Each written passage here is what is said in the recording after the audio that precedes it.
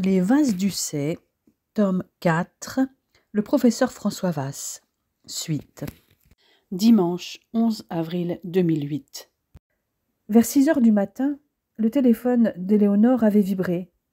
Elle était déjà réveillée. Ce qu'elle lut la glaça jusqu'aux os. « Votre mari ne reste avec vous que pour les enfants. Il attend le bon moment pour vous quitter et vivre avec son premier amour. Il l'a toujours aimé, contrairement à ce qu'il vous a dit. Le seul problème de Julien, c'est qu'elle ne pouvait lui donner des enfants. Elle est stérile. Vous comprenez maintenant pourquoi il voulait un enfant rapidement avec vous? Il n'a qu'une hâte, être débarrassé de vous. À votre place, je préférerais en finir. Il m'a menti toutes ces années. C'est vrai qu'il voulait déjà un enfant dès la première fois que nous avons fait l'amour, pensa-t-elle. Il ne m'a jamais aimée. Elle était désespérée. Son monde s'écroulait. Elle n'avait plus aucune raison de vivre. Elle se leva, le téléphone à la main, marcha comme une automate jusqu'au séjour. Elle posa son smartphone sur la table. Ses yeux se posèrent sur la boîte de somnifères. En état de choc, elle alla se verser un verre d'eau, ouvrit la boîte de Zopiclone, enleva tous les comprimés restants de leur blister, rangea les blisters vides et referma la boîte avant de la reposer à l'endroit où elle l'avait prise. Elle retourna alors dans sa chambre, s'assit sur son lit et avala les comprimés un par un. À 6h30, l'alarme du téléphone de Max le réveilla. Il s'habilla en hâte, but quelques gorgées de café, prit l'ordinateur et vit qu'Éléonore avait déposé son téléphone sur la table. Il se dit alors que la jeune femme voulait croire en François. À 7h, il était déjà dans la voiture pour se rendre à l'aéroport de Lyon. En se levant, Max avait réveillé Sarah. Elle essaya bien de refermer les yeux pour prolonger la nuit, mais impossible de dormir. Elle se leva, se prépara un café et prépara du thé pour Éléonore.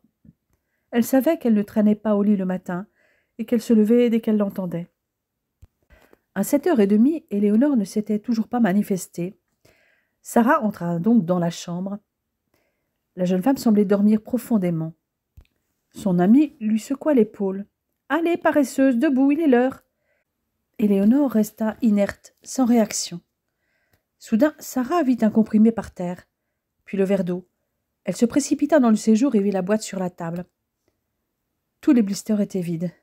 « Mon Dieu, Élie, qu'est-ce que tu as fait » s'écria-t-elle. Elle appela aussitôt les pompiers, expliquant l'urgence de la situation.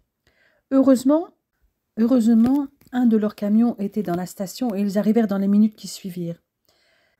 Dans la foulée, Sarah avait appelé le SAMU et le médecin régulateur, à l'issue de leur échange et de celui qu'il eut avec les pompiers, fit appel à l'hélicoptère de la base de Modane qui arriva en moins de 10 minutes en haut de la station avec un urgentiste. Les pompiers avaient eu le temps d'amener Éléonore jusqu'à la zone où l'hélicoptère se posa. Le médecin du SMUR, dès son arrivée, après un examen très rapide, lui fit une première injection de 0,2 ml d'Annexate, suivie d'une autre de 0,3 ml une minute plus tard. Enfin, Éléonore réagit à l'antidote. Elle put être héliportée jusqu'au centre hospitalier de Chambéry pour une surveillance en unité de soins intensifs. Les pompiers, qui connaissaient bien Sarah autant qu'Éléonore, vinrent la rassurer sur l'état de son amie. Max avait déposé l'ordinateur et le téléphone d'Éléonore à la gendarmerie. Romain venait juste d'arriver. « Eh bien, dis donc, tu es tombé de ton lit ?»« Pas vraiment, » répondit Max. « Je file à l'aéroport chercher François. Il a réussi à trouver un vol pour rentrer plus tôt. Je te laisse le matériel. J'espère que ton copain va trouver qui joue à ce jeu malsain. C'est un crack. Je suis certain qu'avant ce soir, il l'aura trouvé. Passe le bonjour à François. » Ce sera fait. À 9h, Max était à l'aéroport. L'avion venait d'atterrir. Il aperçut François de loin qui lui fit signe. Ils venaient juste de s'étreindre tous les deux quand le téléphone de Max sonna. « Excuse-moi, mon vieux, c'est Sarah. »« Oui, chérie. Qu'est-ce qui se passe ?»« Attends. Calme-toi, parle moins vite, je n'ai rien compris. »« Quoi ?»« Oh non, mon Dieu. Et moi qui n'ai rien vu. Elle avait laissé son téléphone sur la table, je n'ai pas pensé à aller voir si elle allait bien. Je croyais qu'elle dormait. »« D'accord. Nous y allons. Oui, je te tiens au courant. À plus. » François, au fur et à mesure de la conversation téléphonique, avait vu son ami blêmir. et les paroles prononcées lui avaient indiqué qu'il s'agissait sûrement d'Éléonore. « Que se passe-t-il, Max ? C'est Éléonore » cria-t-il presque. « Dis-moi. »« Calme-toi, François, elle est tirée d'affaire. »« Comment ça, elle est tirée d'affaire ? Qu'est-ce qui lui est arrivé ?»« Elle a essayé de se suicider, François. Elle a avalé 10 ou 11 comprimés de Zopiclone. Les secours sont arrivés à temps. Elle est à Chambéry. Allez, viens. On y va. On en saura plus là-bas. » François était pâle comme la mort. Il suivit Max sans mot dire. Dans la voiture, son ami lui raconta ce qu'il savait. « Je n'ai rien vu, François, je suis désolée. Hier soir, elle n'avait rien manifesté de particulier. C'est vrai qu'elle était mutique et qu'elle n'avait pratiquement rien mangé. Max, arrête de te torturer, ce n'est pas toi le responsable de tout ça. Ce qui m'importe, c'est qu'elle soit en vie. Je l'aime, tu comprends. Sans elle, rien n'a de sens. Même si elle ne veut plus de moi à cause de tout ce merdier, elle est en vie. Je lui prouverai qu'il n'y a qu'elle dans ma vie. » Il leur fallut 1 heure pour atteindre le centre hospitalier de Chambéry. Éléonore était déjà aux soins intensifs. Lorsque François se présenta à l'accueil pour savoir où était Éléonore, il s'entendit appeler. Quand il se retourna, il vit un visage connu, une consoeur croisée au congrès de médecine interne de Rouen quelques années auparavant.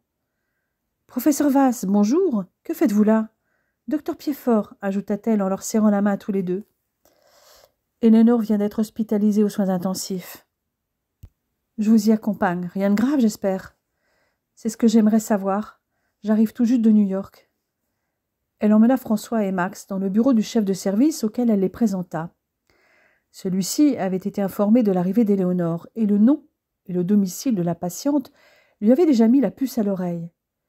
Le motif de l'hospitalisation l'avait surpris. François lui expliqua ce qui avait pu pousser sa femme à vouloir se détruire, et surtout que l'affaire était entre les mains de la police. Professeur Vasse, quoi qu'il en soit, la procédure prévoit un entretien avec un psychiatre dès que son état de vigilance le permettra. Nous n'allons pas la garder très longtemps en USI. C'est vraisemblablement ma consoeur ici présente qui va prendre le relais dans son service.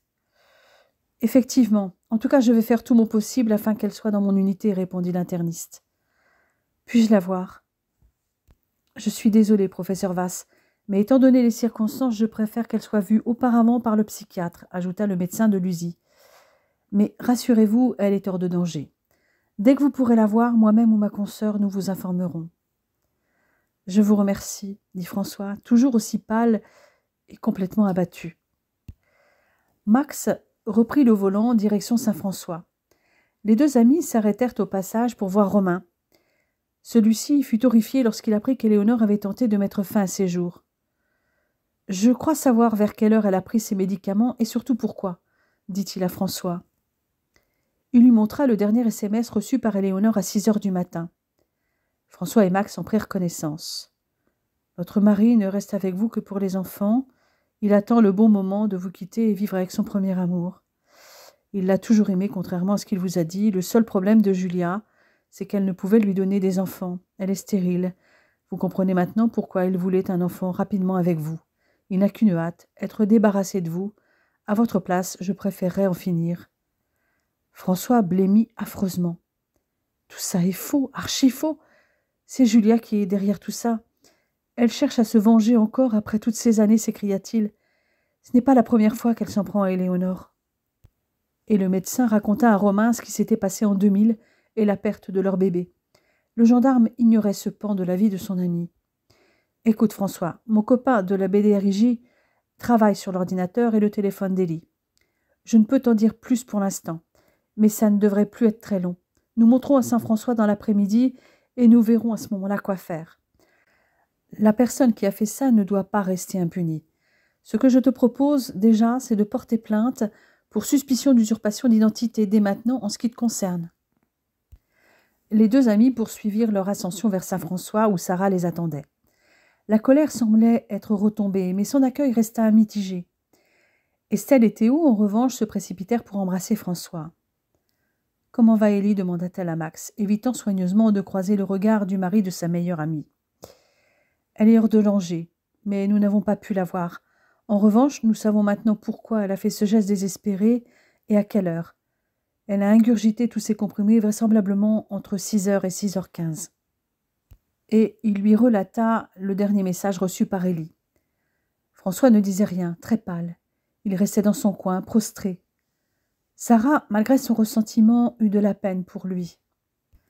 Elle finit par s'approcher de lui et lui dit à voix basse pour que les enfants ne l'entendent pas. « François, regarde-moi en face et dis-moi la vérité. J'ai besoin de savoir. Trompes-tu Élie depuis plusieurs mois ?» Il planta ses yeux bleus dans ceux de la meilleure amie de sa femme. « Sarah, je te jure que je ne l'ai jamais trompée, gémit-il. Jamais, je te le jure. Je n'ai jamais couché avec une autre depuis ma monumentale connerie en 99. Tu sais très bien quand. Et nous ne vivions pas encore ensemble. Et je n'ai jamais reparlé à Julia depuis que je lui avais fait avouer qu'elle avait poussé Éléonore dans les escaliers. Éléonore est la seule qui compte pour moi. Elle est ma raison de vivre. Je l'ai dans la peau, tu m'entends? Je n'ai jamais aimé qu'elle, et ce sera toujours elle. C'est bon, François, je te crois. Je le vois dans tes yeux. Vers 17 heures, Romain et son ami frappèrent à la porte de l'appartement. Romain embrassa Sarah et les enfants. « Je vous présente Aurélien, mon ami de la BDRIJ de Chambéry. »« Enchanté, dit François, en lui serrant la main. Avez-vous trouvé quelque chose ?»« Mais enfin, François, répliqua Romain avec un grand sourire. Bien sûr qu'il a trouvé. Aurélien est un crack dans son domaine. » Le gendarme mit une grande tape dans le dos de son copain. « Allez, Aurélien, vas-y, raconte-leur tout. » Eh bien, la personne qui a semé tout ce bordel n'est pas informaticienne, mais elle se débrouille pas mal. Ceci dit, elle a commis pas mal d'erreurs. Je dis elle car c'est une femme. Et tu avais raison, François, ajouta Romain. Oui, il s'agit bien de Julia de Nicourt, ajouta Aurélien. Tout converge vers elle. Elle a créé une adresse mail en utilisant votre nom et votre prénom. Les photos ont été trafiquées, assez adroitement, je dois dire, mais là encore, elle les a trafiquées sur son ordinateur personnel. Quant au téléphone, elle avait utilisé le sien, pas très malin. Donc, maintenant, François, voilà ce qu'il va falloir faire. Nous avons déjà ta plainte pour suspicion d'usurpation d'identité, mais il faudrait voir si Élie veut également déposer une plainte pour harcèlement téléphonique et incitation au suicide. Je ne peux pas me prononcer pour Éléonore, répondit François d'un air sombre. Encore faudrait-il que je puisse lui parler. Je vais t'aider, François. Je dois me rattraper pour avoir douté de toi, dit Sarah. En tout cas, Max, lui, a toujours cru en toi. Je ne t'en veux pas, Sarah. Les apparences étaient vraiment contre moi. D'ailleurs, professeur Vass, je vais avoir besoin de votre téléphone pour vérifier qu'il n'a pas borné dans les zones où cette Julia prétend vous avoir rencontré, et notamment cet hôtel, dit Aurélien. Aucun problème. Le voici. Je vous le rends tout de suite. J'ai juste besoin de l'identifier, ensuite je pourrai m'occuper des bornages. Comme vous avez déjà porté plainte, je ne risque pas d'être hors procédure. Romain et Aurélien étaient encore là quand la consoeur interniste de François le rappela, afin de l'informer qu'Éléonore allait être transférée dans son service et qu'il pouvait passer la voir avec l'accord de la patiente et du psychiatre. « Je viens avec toi, François, dit Sarah. Nous venons tous les deux et les enfants aussi, ajouta Max. Moi aussi, je veux voir Élie. Tous montèrent dans la voiture de François, qui était le véhicule avec lequel les Piedfort étaient venus de Rouen, après que le médecin ait pris rendez-vous pour le lendemain pour l'éventuelle plainte d'Éléonore et ait pris congé de Romain et d'Aurélien. Alors arrivé dans le service de médecine interne, François fut intercepté par sa consoeur, qui avait convié le psychiatre également. Celui-ci évoqua la situation d'Éléonore, qui avait su mettre des mots sur ses affects et sa souffrance. Elle avait clairement évoqué son envie d'en finir sous le coup du choc émotionnel ressenti à la réception d'un SMS anonyme, mais à aucun moment elle n'avait construit de scénario suicidaire. Ce qui prédominait chez elle, c'était le sentiment d'avoir été trahie, abandonnée par celui qu'elle aimait. C'était sa première tentative. Selon moi, dit le psychiatre, l'évaluation n'a montré aucun élément faisant craindre une récidive à court terme. Donc, je ne vois aucune nécessité d'hospitaliser votre femme en psychiatrie. Je privilégierai un suivi ambulatoire. Je voudrais ajouter quelques précisions, dit François. Il relata les résultats de l'enquête réalisée par le gendarme et le policier de la BDRIJ. Ce que vous venez de me révéler me conforte dans ma décision de suivi ambulatoire. Votre femme a été fragilisée par ces événements. Le choc émotionnel a été violent. A priori, une prise en charge psychothérapeutique devrait suffire. Je pense que vous avez tout ce qu'il faut sur Rouen. François lui donna les coordonnées de la psychothérapeute qui avait suivi Éléonore après son enlèvement en 2002. Éléonore devrait sortir demain en fin de matinée, précisa l'interniste. Pendant que François s'entretenait avec le psychiatre et sa consoeur interniste, Sarah était allée voir Éléonore. Elle l'avait trouvée couchée en chien de fusil, tournant le dos à la porte, et avait fait le tour du lit pour se placer face à elle. « Ah, c'est toi, Sarah, dit-elle en ébauchant un sourire triste. « Eh oui, ce n'est que moi. François arrive. Le psychiatre a voulu lui parler. »« François est rentré ?»« Qu'est-ce que tu crois ? Tu ne répondais plus à ses appels. Max lui avait appris ce qui se passait. Il est revenu au triple galop. Il ne m'aime pas, Sarah. Il ne m'a jamais aimée. Il voulait juste les enfants que Julien ne pouvait lui donner. Mais je vais me battre pour garder mes enfants. Là, tu me récites le dernier SMS que tu as reçu. Oui, et le message était très clair. Sans doute, mais faux. La police a trouvé qui avait écrit ces messages, créé cette adresse mail au nom de François, écrit de faux mails, trafiqué des photos. Tu m'entends, Élie ? Oui, je t'entends. Tu veux dire que François n'a rien fait ? Absolument rien. Tout a été inventé. Il ne m'a pas trompée ? Avec Julia ? Questionna Éléonore qui sembla soudain sortir de sa torpeur. Ni avec Julia, ni avec qui que ce soit. Il t'aime. Il t'a toujours aimé, Élie. Tu ne disais pas ça avant-hier. Je me trompais. J'en ai eu la preuve. C'est Julia qui a monté tout ça. La police est remontée jusqu'à elle. Écoute-le, Élie. Regarde-le dans les yeux. Tu m'as toujours dit que les yeux ne mentent jamais. Les siens ne mentent pas non plus. Bon, je vais laisser la place à Max. Je t'ai ramené des vêtements pour demain, je les laisse là. Sarah sortit et alla s'occuper d'Estelle et de Théo. « Coucou, Élie. Je passe vite fait, je vais laisser la place à François. Il ne devrait pas tarder. »« Je sais, Sarah me l'a dit. »« Je t'en prie, Élie, écoute-le. Si tu l'aimes, écoute ce qu'il a à te dire. Tu l'aimes, n'est-ce pas ?» Les yeux d'Éléonore s'emplirent de larmes à cette question. « Bien sûr que je l'aime, Max. Tu en as été le premier témoin. Je l'aime à en crever. Et regarde où j'en suis aujourd'hui. Je suis folle de lui depuis le début. Il est ma raison de vivre. Sans lui, je vais peut-être survivre, mais je ne vivrai pas vraiment. Et lui aussi, il t'aime à en crever, crois-moi. Pense à tout ce que vous avez vécu ensemble. Repasse tous ces souvenirs. Dans tous les mensonges que tu as lus ces derniers jours à propos de lui, il y a plein d'incohérences. Réfléchis-y. Tu crois qu'il aurait pu jouer la comédie toutes ces années ? Impossible. Je te laisse. Je ne sais plus quoi dire pour te convaincre. Éléonore resta seule avec ses pensées. Elle passa en revue tous les moments importants de leur vie. Leur première rencontre, leur premier baiser, les fois où il avait volé à son secours, leur première fois, son regard, sa tendresse, sa réaction à Ischia quand Graziella avait essayé de lui faire endosser la paternité de son fils, sa peur de la perdre, la fois où il avait repoussé Julia sans ménagement au Kosovo alors qu'il ignorait qu'elle était là. Elle passa tout en revue. Max avait raison. Il ne simulait pas. Elle entendit frapper. « Entrez, répondit-elle. Ce n'était que l'infirmière qui venait prendre ses constantes. Quand sa dernière sortit de la chambre, François arriva. Leurs regards se croisèrent. Son cœur se mit à battre la chamade. « François, mon amour, se dit-elle. Son regard ne mentait pas. Sarah avait raison. Ce qu'elle y lisait à cet instant ne pouvait être que la vérité. Il s'était arrêté près du lit, n'osant s'approcher plus. Éléonore lui fit signe de s'asseoir près d'elle. Il s'installa tout près d'elle et lui prit la main et la porta à ses lèvres. Elle frissonna de la tête aux pieds. « Mon amour, j'ai eu si peur de te perdre. Je suppose que Sarah et Max t'ont dit qui était derrière tout ça. Je suis désolée. À cause de moi, pour se venger, elle essaie de te nuire. Elle a bien failli réussir. J'ai vraiment cru que tu ne m'avais jamais aimée, que tu ne cherchais qu'un ventre pour avoir des enfants. Je me suis rappelé que suite à notre première nuit, tu aurais bien voulu m'avoir déjà mise enceinte. Ça collait complètement avec ce que disait ce SMS. Ça m'a fait si mal, François. Tu étais ma raison de vivre. Si tu ne m'aimais pas, je préférais mourir. Plus rien n'avait d'importance. À quoi bon continuer ? Mais je t'aime, Éléonore. Je t'ai toujours aimée. Dès le premier jour, dit-il en la serrant dans ses bras. Tu ne dois jamais en douter. Regarde-moi, chérie.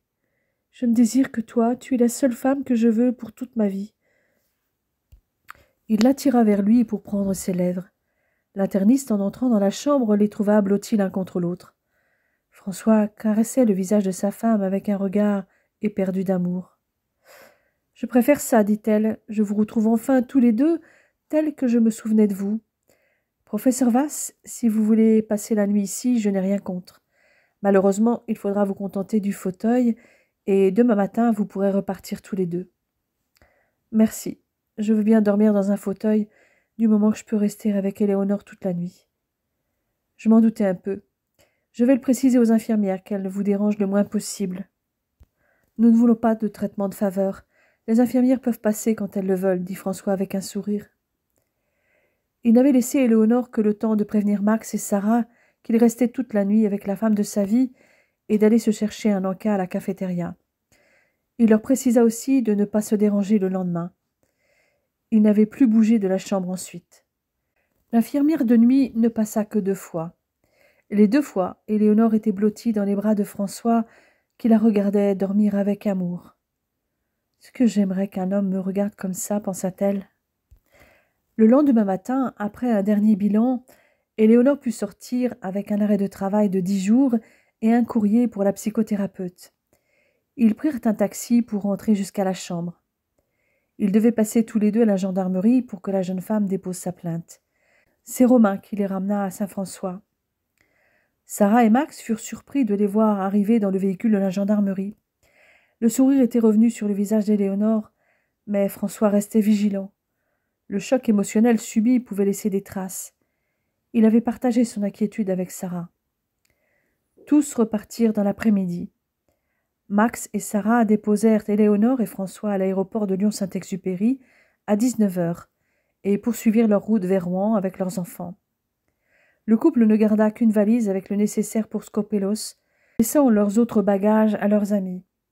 L'avion des 2 amoureux décollait à 21h05 pour arriver à Skiathos à 11h10 le lendemain après une escale à l'aéroport de Belgrade.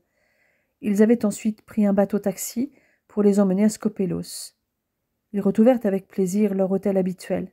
Ils se promenèrent un peu et s'aimèrent surtout beaucoup.